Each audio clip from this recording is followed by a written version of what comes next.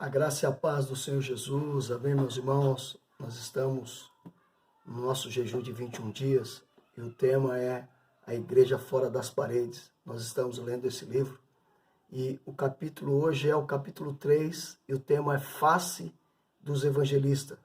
Sempre lembrando que nós estamos fazendo a leitura, nós não estamos explicando, né, para que as pessoas possam estar acompanhando aí. Você tem 3 maneiras de acompanhar nosso jejum ou a leitura do livro. Então você pode estar lendo o livro diretamente, você pode estar ouvindo, porque nós estamos enviando áudio nos nossos grupos de WhatsApp, ou você pode também ver aqui, acompanhar a leitura, vendo, né, a imagem e ouvindo aqui a leitura do livro. Então, repetindo, hoje é a face dos evangelistas, que diz assim: apesar de sermos uma igreja cujo estilo de vida é voltado para fora, ou seja, somos uma igreja que busca os perdidos. Nós buscamos para que eles possam alcançar a salvação e depois nós vamos consolidá-los. Nós reconhecemos que precisamos enfatizar mais ainda a área do evangelismo em nosso meio, para avançarmos nos aplicando mais a essa importante ênfase de Deus, a salvação de almas. Para o ímpio, o homem crente que testemunha de Cristo é um tolo. E sábio é o homem que ganha dinheiro, aquele que vence financeiramente na ótica do mundo. Não sou contra o dinheiro, de maneira nenhuma, e nem contra quem ganha dinheiro. No entanto, existe um tesouro maior do que qualquer coisa que o dinheiro possa comprar, que a traça e a ferrugem não podem corroer, e nem ladrões roubar, que permanecerá pela eternidade. Não queremos uma estratégia que seja simplesmente eficiente. Buscamos a eficácia, a excelência. E a excelência significa todo e qualquer crente, do bebê, do mais novo, ao maduro na fé, envolvido no projeto de Deus. Cada um desenvolvendo o seu chamado, exercendo a sua função. Cada um no seu próprio estilo, cada um no seu próprio perfil pessoal, cada um no poder da palavra e na unção do Espírito Santo. Aleluia! Se cada um fizer a sua parte, nada poderá deter a conquista da nossa geração, nada poderá deter o avanço da igreja aqui nessa cidade.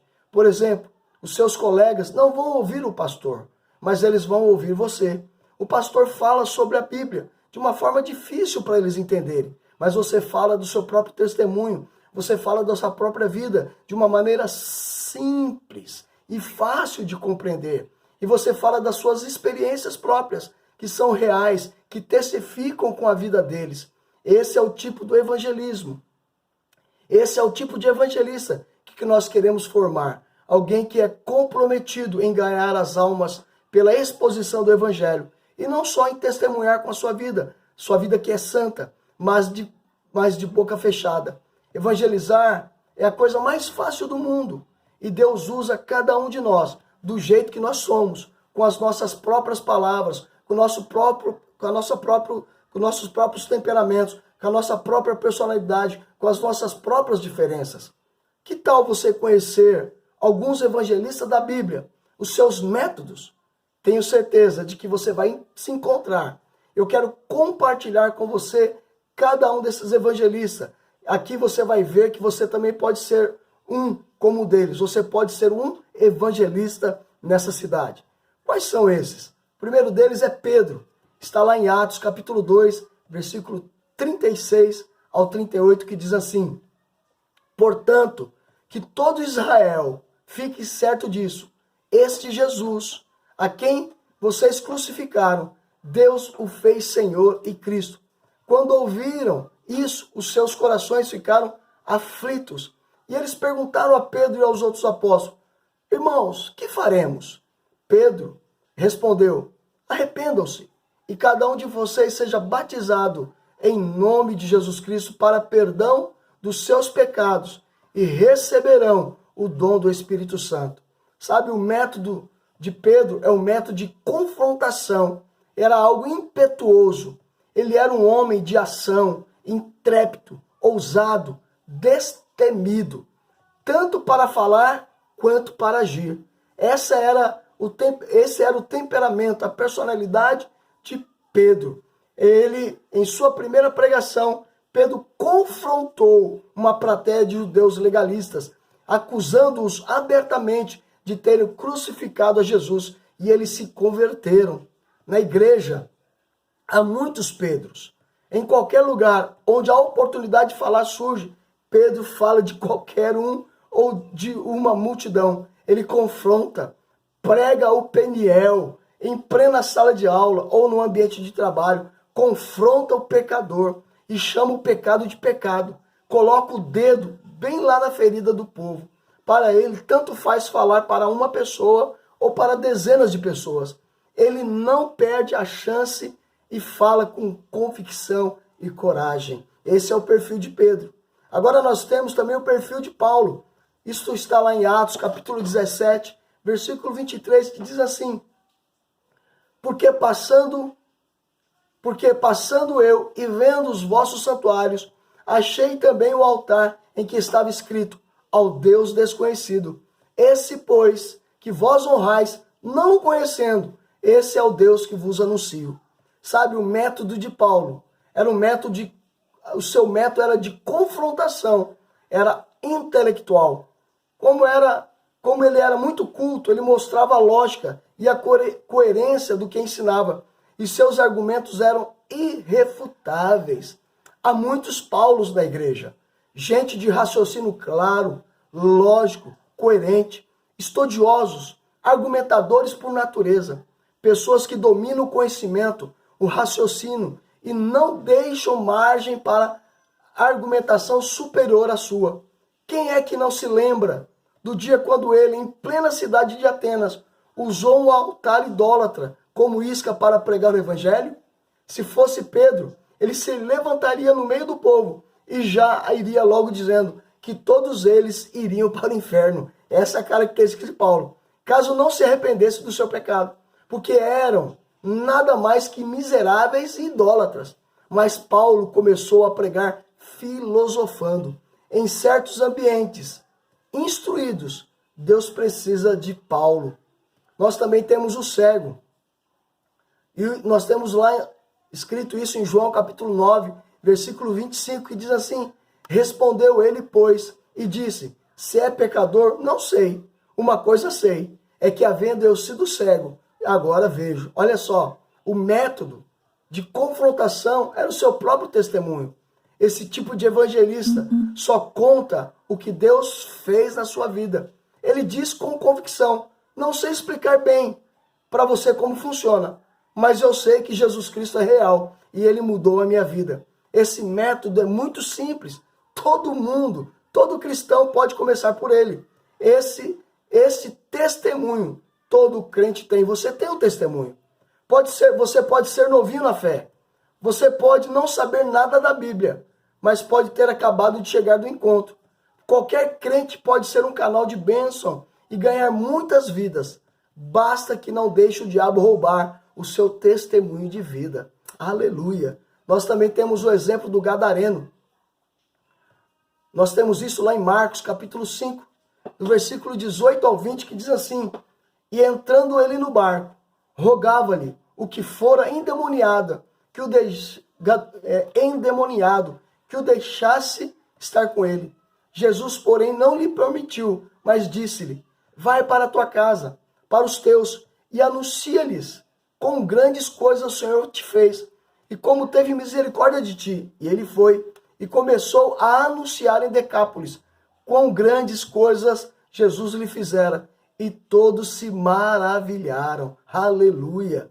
Jesus passou por uma cidade só para curar um gadareno, e depois o mandou pregar a sua família. Muitos crentes, presta atenção nisso, não conseguem abordar o desconhecido, nem para apresentar um testemunho, mas podem alvejar os seus parentes com oração e jejum, para então apresentar-lhes o amor de Deus como sendo o único meio capaz de mudar a sua vida. Muitos crentes têm famílias oprimidas e moram em lares que são trevas completas.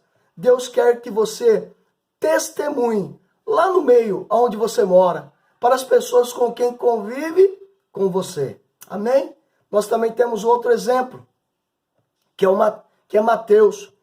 Isso está lá no Evangelho de Mateus, capítulo 9, do versículo 9 ao 13, que diz assim: E Jesus, passando adiante dali, viu assentado na alfândega um homem chamado Mateus, e disse-lhe: Segue-me.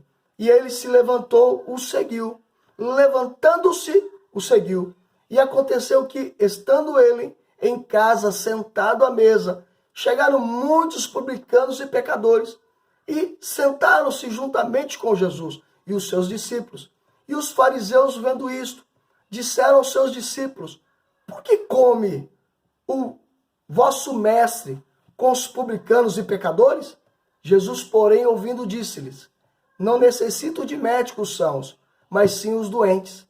Ide, porém, e aprendei o que significa: misericórdia quero, e não sacrifício, porque eu não vim a chamar os justos, mas os pecadores ao arrependimento. Sabe, queridos, Mateus era alguém influente na sociedade e tinha inúmeros amigos. E ele usou a estratégia. Qual estratégia? Fazer festas para reuni-los, somente para apresentar a Jesus Cristo. Ele era uma pessoa-chave, sabia disso. E ele usou a sua influência para ganhar vidas no seu próprio estilo. Envolveu-os pela amizade, convidou-os para perto de Jesus. Amém. Aleluia. Nós também temos outro exemplo, a samaritana. Quem é que não conhece a mulher samaritana? Isso está lá em João, capítulo 4, do versículo 28 ao 30, que diz assim: Deixou, pois, a mulher o seu cântaro, e foi à cidade e disse àqueles homens: Vinde, vede um homem que me disse tudo quanto tenho feito. Porventura não é este o Cristo? Saíram, pois, da cidade e foram ter com ele. Sabe, é o método do convite. Depois dela ter encontrado a Jesus, ela foi à cidade e convidou todo mundo para vir conhecer a Jesus. Muitos crentes não são confrontativos e nem intelectuais. Também não possuem também um testemunho dramático para contar. E não são particularmente amigáveis, mas podem convidar pessoas. Sabe, convidar pessoas para ir ao culto, convidar pessoas para ir à célula, convidar pessoas para ir ao encontro, à casa de paz, casa de milagres, um evento aí na sua igreja. Você pode ser um evangelista de convite, convidando as pessoas. Ligue para elas, traga-os para os cultos, para a sua célula, para fazer um encontro com Deus. Não perca tempo convidando para todo e qualquer evento que é promovido, toda e qualquer programação que é feito pela sua igreja. Aleluia. Eu quero concluir esse capítulo dizendo, como você pode ver, Deus pode usar a cada um de nós em seu próprio estilo e personalidade para evangelizar, cumprindo o ID. O maior tesouro que podemos ajuntar, sabe qual que é? É ganhar vidas para o Senhor Jesus, é ganhar vidas para o reino. Sabe, ele é eterno, portanto, evangelize a tempo e a fora de tempo. Aproveite todas as oportunidades que você tem e não deixe de confrontar as pessoas para um compromisso com Deus a partir do arrependimento e de entrega pessoal das suas vidas a Deus. Ore com elas a oração do pecador arrependido e não as deixe seguirem sozinhos a partir de então. Consolide essas pessoas. Não pense, haja. E que Deus os abençoe. Para meditar, com qual método de evangelismo você mais se identificou? Ora, nós citamos aqui inúmeros deles. Com qual deles você se identifica? Deus quer te usar, meu querido, independente do seu estilo, independente da sua personalidade, independente do seu temperamento. Sabe, depois do que você ouviu, o que você vai fazer a partir de agora? Que você possa receber essa palavra da parte de Deus Pai, Deus Filho e Deus Espírito Santo. Amém e amém.